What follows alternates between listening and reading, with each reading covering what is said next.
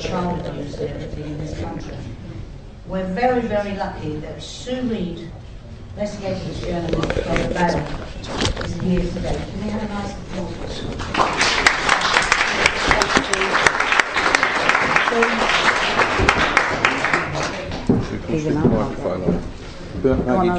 Can you sit that side so Sue's under the light?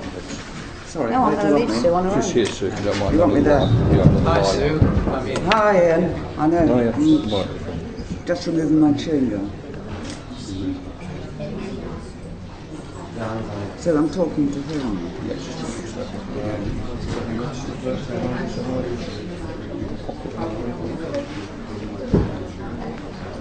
Sorry, excuse me. Oh, excuse me. Thank you.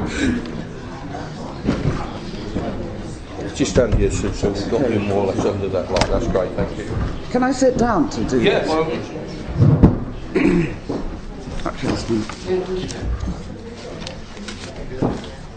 I have just met a mother who had a home birth. She is a medical scientist who up to a few months ago worked just along the road here. Her partner is a businessman who used to be an NHS pharmacist. They were introduced, rather quaintly I thought, at a dance in London and fell in love. Soon she was pregnant, and the couple, who have a really lovely flat, pristine flat, on the south coast, decided to have a home birth there just literally a few weeks ago. I have seen photos of that event, and a very beautiful little boy was born. They are amazing photographs, showing the beginning of what should have been a happy family life together. That was until the involvement of the nearby hospital trust. A trust which was condemned recently for trying to stop a child having a life-saving proton therapy treatment for brain cancer. The family, who you probably have heard of, fled abroad and got that treatment for their child. After a series of disagreements about the home birth and whether an NHS midwife turned up on time, she didn't, the couple found themselves drawn into a dispute with the hospital. Police appeared at their door. They were ordered to go to the hospital where their 6-day-old son was removed from them and put into foster care where he remains today. The mother, who had been breastfeeding her baby, is now fighting through the secret family courts to get the child back. Of course, all the chances are that he will never be returned. Only a fraction of the children taken into care in England and Wales are ever given back to their birth families. The couple have been threatened with prison for putting a message on Facebook saying their child has been stolen by the state. They have, in other words, been silenced by the authorities who took their child. Every day the file on them gets bigger and bigger as the hospital and social workers and their lawyers build up a case against them.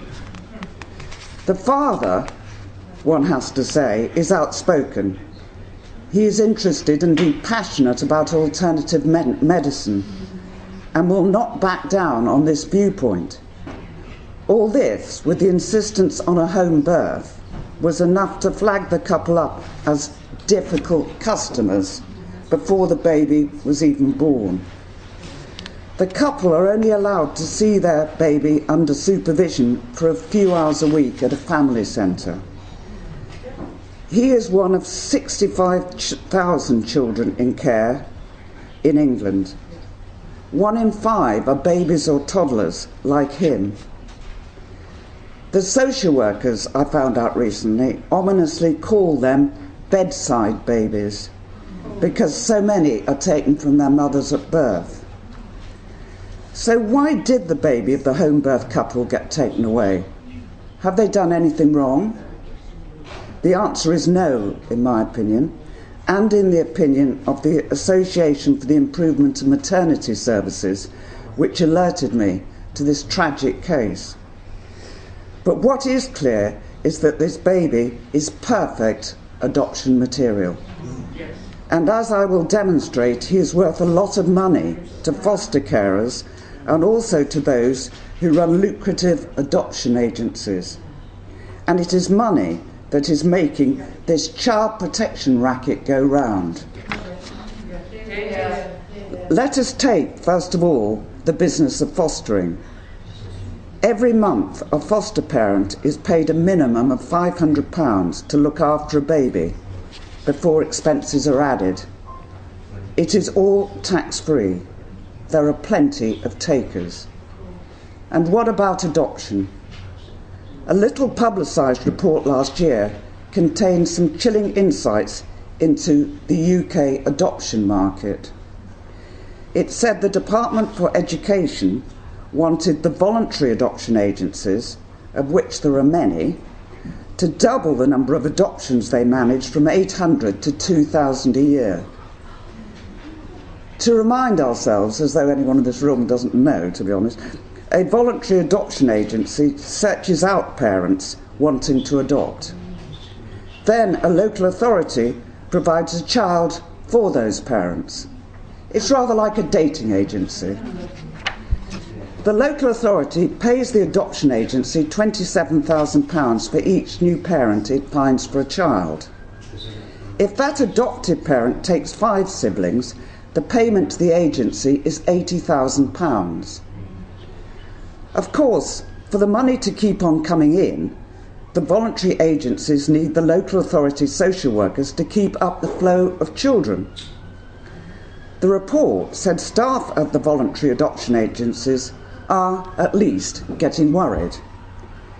UK attitudes to forcibly removing children, they told the people doing the report, they said that UK attitudes to forcibly removing children from their genetic parents were changing.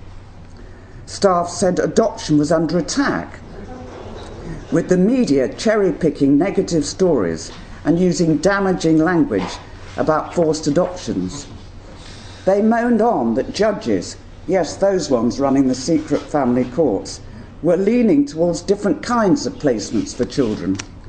Revealingly, the report said staff are now concerned that the British model for adoption might be replaced by the European model, which rejects forced adoptions and gives more rights to the birth parents who don't want to give up their children.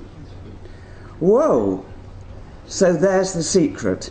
They are worried that more children might stay with their real families and there would be less money to be made out of adoption.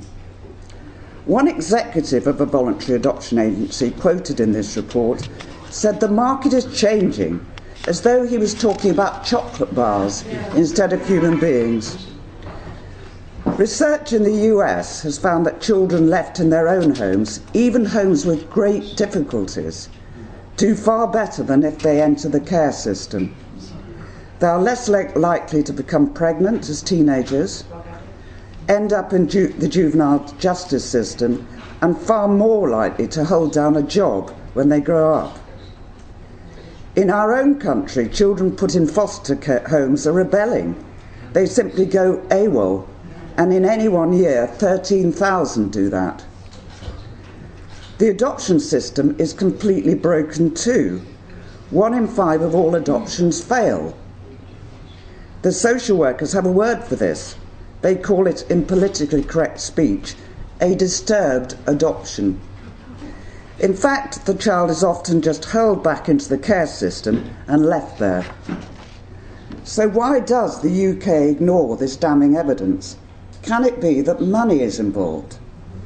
Let's look at how much an agency can make from a local authority's public purse when it finds a would-be adoptive parent. Just recently, a particularly odious campaign, in my opinion, pioneered by the coalition government, invited investors to pour their money into a new adoption social finance bond.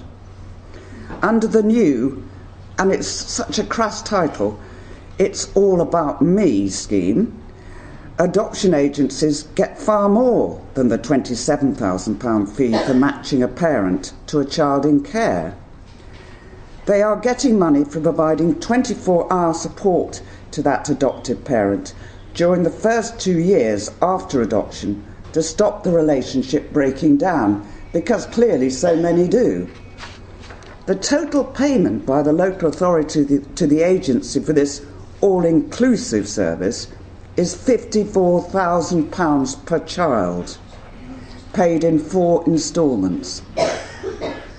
A grant to boost the scheme has come from the Social Outcomes Fund, a £20 million bucket of money set up by the Coalition's Cabinet Office. And of course, the investors will expect a decent return, I'm sure.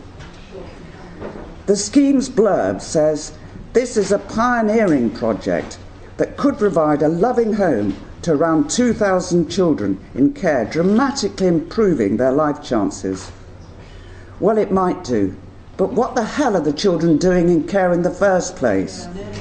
But listen to what one of the scheme's kingpins admitted in a newspaper interview. He said it was terribly hard to find parents for older children who had languished in the care system for years. He added, "Parents who want to adopt have a mindset about wanting a baby and tend to look for a young child." Then he added cynically, "The ones that go quickest are the youngest, the whitest, and those without brothers and sisters." Then he added, in a phrase that sticks in my gullet, "If they are 4 or over, not terribly cute, or in a sibling group, they tend to stick on the shelf." So while this scheme might be designed to help the stuck-on-the-shelf kids, you can bet your last dollar that it will be the youngest, the cutest, who will sell like hot cakes. I can tell you that innocent-sounding agencies are licensed to print money. One such outfit in the east of England was exposed by a Freedom of Information request recently. It had dealt, and this information came from the council itself, it had dealt with 179 children's cases over 3 years and received, wait for it, well over £6 million in fees from one council. It is a private company formed and owned by 2 former social workers. The agency's mission statement admits a number of agencies like ours are now owned by private equity companies and have been sold on at a profit. Telling words indeed. No wonder that social workers are now hard at work to try to get their hands on the son of the couple whom I spoke of earlier. Council social workers who find a child for desperate adoptive parents may not actually get money from the deal, but I'm sure they do get brownie points and promotions for doing so. And ahead of them, of course, is the prospect of a job at a private adoption agency where there is lots of money to be made. In the case of the home birth baby, who I spoke about earlier, social workers and the hospital staff have lied about the mother, embellished the weaknesses of the father, and evidence has been fabricated in court from day one. From day one. In the end, the industry will put that baby boy up for sale. A young and innocent couple will be heartbroken for the rest of their lives. They'll probably never have another child or even be allowed to. As for their son, he will grow up thinking his mother, who is fighting like a tigress to get him back, did not want him. And just think of the damage that does to a human being.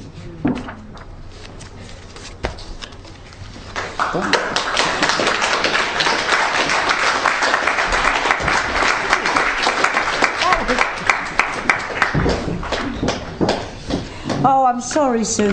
I thought as a journalist she might talk for hours. No, we asked the questions. Yeah, I know. But anyway, Sue is very good. She'll continue to fight for us all and everything, for our children and whatever. So thank you very much, Sue, again. Okay. Thank you. That's Anglia.